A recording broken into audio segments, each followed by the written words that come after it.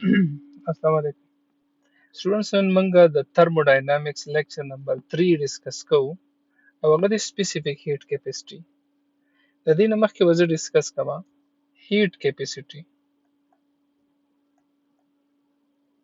ګوره heat capacity څه ته وایي؟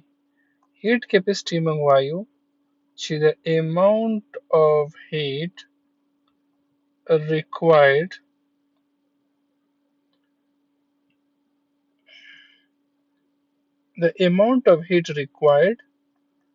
to raise the temperature of body by 1 degree C. د یو باډي له څومره هیټ ورکم چې دا ټمپریچر 1 ډیګري سي سیوا شي ته موږ هیټ کیپاسټي وایو. خو چې کله سره سپیسیفیک ټرم راغی نو بیا به یو سیز ډیفاینډ شي چې سپیسیفیک ټرم راغی نو اټ مینز چې 1 کیلوګرام ماس وي. نو سپیسیفیک هیټ کیپاسټي څه ته وایي؟ The amount of heat required to raise the temperature of 1 kilogram mass through 1 Kelvin is called specific heat capacity. 1 کیلوګرام ماس ته د له څومره هیټ ریکوایرډ دی ټیک شو چې د 1 کیلوین یا 1 ډیګري سي خپل ټمپریچر وخیږي. نو دا هیټ چې ته ورکې دا په ماس باندې ډیپند کوي، ډیر ماس ډیر هیټ پکواړي او ډیر ټمپریچر کې چینج غواړي نو زیات هیټ په وته سپلای کې دوه ایکویشن کمباین کوي. delta Q is directly proportional to m delta T proportionality sign چې درکې C به ولګي. نو دا ایکویشن موږ ته څه شو کوي؟ دا موږ ته دا شو کوي چې د amount of heat څومره هیټ یو باډي له ورکو چې د ټمپریچر په 1 ډیګري سي باندې وخیږي. دا C پکې سپیسیفیک هیټ کیپاسټي ده او C د ډیلټا Q ډیوایډ بای m ډیلټا T برابر دی. د یونټ دی جاولز پر کیلوګرام پر کیلوین. ٹھیک شو؟ دا زموږ سره هیټ کیپاسټي ده. که فرض که زه به اگزامپل والم د واټر زموږ سره سپیسیفیک هیټ د ټولو سیوا دی. که زه 1 کیلوګرام اوبه واخلم او دې له زه 4186 جول هیټ ورکم نو د ټمپریچر به څه چلو شي 1 ډیګري سي انکریز شي. ټیک شو؟ د ټولو سیوا سپیسیفیک هیټ ته اوبه دی او بیا د هر یو مټیریل جدا جدا دی. نو په دې سپیسیفیک هیټ کیپاسټي کې خبره د ماس کیږي. Molar specific heat څه ته ویل شي؟ Molar specific heat the amount of heat required to raise the temperature of 1 mole of a gas. 1 mole of a gas ته هغه له څومره هیټ ورکو چې د ټمپریچر 1 ډیګري سي یا 1 کیلوین وخیږي په بره باندې. ٹھیک شو؟ نو ډیلټا Q directly proportional دی n ته. ډیلټا Q directly proportional دی ټمپریچر ته. دا دواړه چې کمباین کړي ډیلټا Q is directly proportional to n ډیلټا T وشي او proportionality sign بلر کې تبه is equal to ولګي NC ډیلټا T وشي. د C په ځای باندې مولر هیټ کیپاسټي ولګو نو C is equal to delta Q divided by n delta T. یونټ به څه شي جاولز پر مول پر کیلوین بشي. دا مولر سپیسیفیک هیټ دی. یو زموږ سره یو ټرم راځي لیټنٹ هیټ. په لیټنٹ هیټ کې به باقاعده یو سالډ چینج شي لیکوډ ته، یو لیکوډ به چینج شي ګیس ته. دا به سټیټ چینج کوي. The amount of heat required to change the state of 1 kilogram 1 kilogram پکې نه دی ځکه دا صرف ماس دی. صحیح شو؟ The amount of heat required to change the state of a mass یو مخصوص body به یا change the state of a body at constant temperature is called specific heat. Latent heat of substance. ګوره latent heat څه ته وایي؟ یو ماس له څومره هیټ ورکول چې د خپل ټمپریچر نه خېږي خو سټیټ چینج کوي. دې ته موږ څه وایو؟ لیټنٹ هیټ وایو. Fm is the mass, Q is the heat required. نو دا به راشي Q is equal to ml او Q به د څه برابري دا چې پسې m ته راواړی نو جاولز پر کیلوګرام د دې یونټ شو. اوس لیټنٹ هیټ اف فیوژن کې به آیس کنورټ کیږي لیکوډ ته او ویپرایزیشن کې به لیکوډ کنورټ کیږي ګیشیس سټیټ ته. The amount of heat required to change the state of 1 kilogram mass from solid to liquid at constant temperature. 1 kilogram mass by the solid نه به convert شي liquid ته په constant temperature باندې. دې ته وایي latent heat of fusion. Latent heat of fusion of 1 kilogram ice is this one. دا latent heat of fusion د دې مطلب دا شو چې 1 kilogram ice ته اوبو ته کنورټ کې نو دومره هیټ پوره ورکې.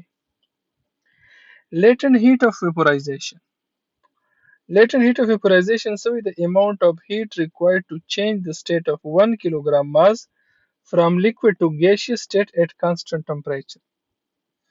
1 kilogram mass ته د لیکوډ نه ګیس ته کنورټ کول د په کانسټنټ ټمپریچر باندې د لیټنټ هیټ اف فیوژن ویل شي. لیټنټ هیټ اف فیوژن د 1 کیلوګرام اوبو لپاره څه دی 2257 مطلب 22,57,000 جول دی. نو دا د لیټنټ هیټ نه څه لږ 7 ټایمز سیوا دی. ٹھیک شو. نو که فرض کا 1 کیلوګرام آیس ته 1 کیلوګرام او دې ته لیکوډ ته کنورټ کړي نو څه لږ 3,34,000 جول انرژي. او که بیا دغه اوبه چې کم دي دا ته سټیم ته کنورټ کړي چې دا مکمل سټیم ته کنورټ شي نو په دې لږ 22 لک جول انرژي لګي. د دې نه څه لږ 7 ټایم سیوا دی. او د دې ریزن هم دا دی چې کله آیس لته هیټ ورکړي دا لیکوډ کېږي نو دې کې صرف بانډز مات شي. او په ویپرایزیشن کې لاول د ټاپ او د باټم ټمپریچر یو شانتي شي بیا مالیکولز به د سراوندینګ بانډز ماتي او بیا به دینه بعد چې فلاینګ کوي نو کاینټیک انرژي ولوم پکار ده. مولر سپیسیفیک هیټ کومه ته چې موږ سی وی وایو. اوس مولر سپیسیفیک هیټ څه ته ویل شي. The amount of heat required to raise the temperature of 1 mole of a gas through 1 degree C at constant volume. په کانسټنټ والیوم باندې یو شی هیټ کول دي په کانسټنټ والیوم باندې. نو ما سپیسیفیک هیټ ایکویشن ولیکو دلته مې وی ولیکو دلته مې ولیکو او دا سی وی پاتې شو نو دا دواړه به دې سیټ ته راوړي. نو سی وی از ایکوال ټو ډیلټا کیو وی ډیوایډ بای ان ډیلټا ټی. دا بیسیکلی ایسوکوریک پروسس ریپرزینټ کوي. سپیسیفیک هیټ اټ کانسټنټ پریشر کوم د چې سی پی ویل شي همغه څنګه ډیفاین کوو. The amount of heat required to raise the temperature of 1 mole of a gas through 1 degree C at constant pressure. دا اصلیت کې تا ته ایسوکوریک نه د ایسوباریک پروسس شو کوي.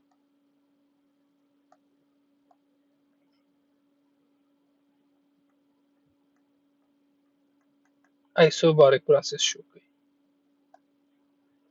نو ما هغه د سپیسیفیک هیټ ایکویشن ولیکو سی پی مې پاتې کا او دا مې پسې راواړو نو سی پی براشي ډیلټا پی ډیوایډ بای ان ډیلټا ټی شي.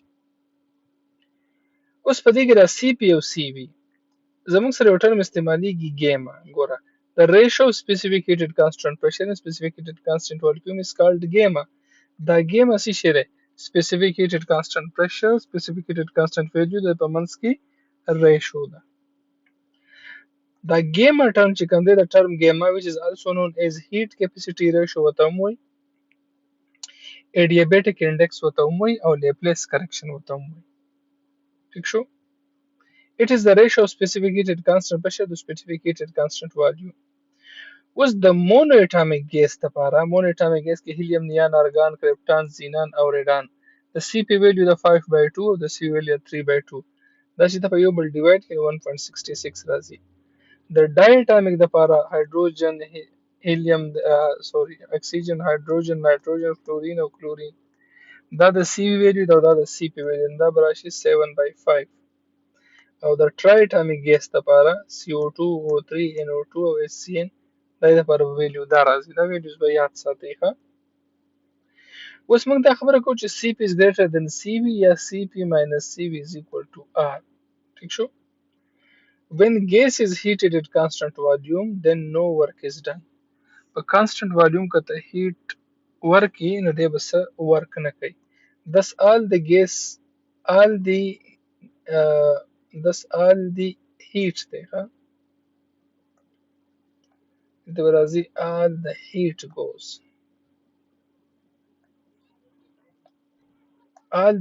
goes and increases the internal energy. ګوره delta Q is equal to delta U ولی د ورک ټرم خو 0 دی delta Q براشي delta U plus 0 delta Q is equal to delta U دا په constant volume باندې ایسوکوریک پروسس پای کسي چلی شو ټوټل هیټ internal energy ته کنورټ شي. When gas is heated at constant pressure then most of the energy is used in work done. دا غي د پر ایکویشن delta Q is equal to delta U plus P delta V. نو دا خو ورک شو څه پکې ورک شي یو بیا څه شروع شي and some part is used in increasing the internal energy of the system internal energy کې سیوا کې that's why more heat is required at constant pressure ځکه وجه ده چې په سی پی کې سیوا هیټ پکار دی ولې هغې کې ورک هم کیږي او انټرنل انرژي هم سیوا کیږي او په ایسوکورک کې صرف انټرنل انرژي سیوا کیږي نو د سی وی هیټ په سیوای او د سی پی ماینس سی وی بیا د آر برابري مطلب د آر ویلیو خو 8.314 ده نو که دا 20 دی نو دا به 20 که دا 30 دی نو دا به 22 وي او که دا چېرته 40 دی نو دا به هم د 40 نه چې دا لرې کړي نو دا به 32 وي Specific heat of isothermal process is infinite. Isothermal process کې specific heat infinite دی. په isothermal process کې سي ټمپریچر کانسټنټ وي ټمپریچر کې چینج نه راځي نو چې ته څومره هیټ ورکې لکه ټمپریچر دی 10 ته چې هیټ ورکې دا پسټن به کولاو شي نور هیټ ورکې پسټن به نور کولاو شي په دې طریقه باندې چې د انفاینایټ هیټ اخیستی شي چې دلته زیرو ولګي سوري انفاینایټ پروسس انفاینایټ ټیک شو دلته زیرو ولګو دا به لاړ شي انفینټي ته Specific heat in adiabatic process is zero. په adiabatic process کې specific heat zero دی. په adiabatic process کې د بهر نه heat نه راځي د heat په ځای زیرو ولګو چې دا به ټوټل زیرو شي ښه specific heat چېرته نیګیټیو نشي کېدی خبرو it can never be negative زموږ د exercise کې question دی چې specific heat چېرته نیګیټیو کېدی شي موږ انسر کې لیکو چې نه دا نشي کېدی अब کوم ځای کې دی دا شارټ کوېسچن دی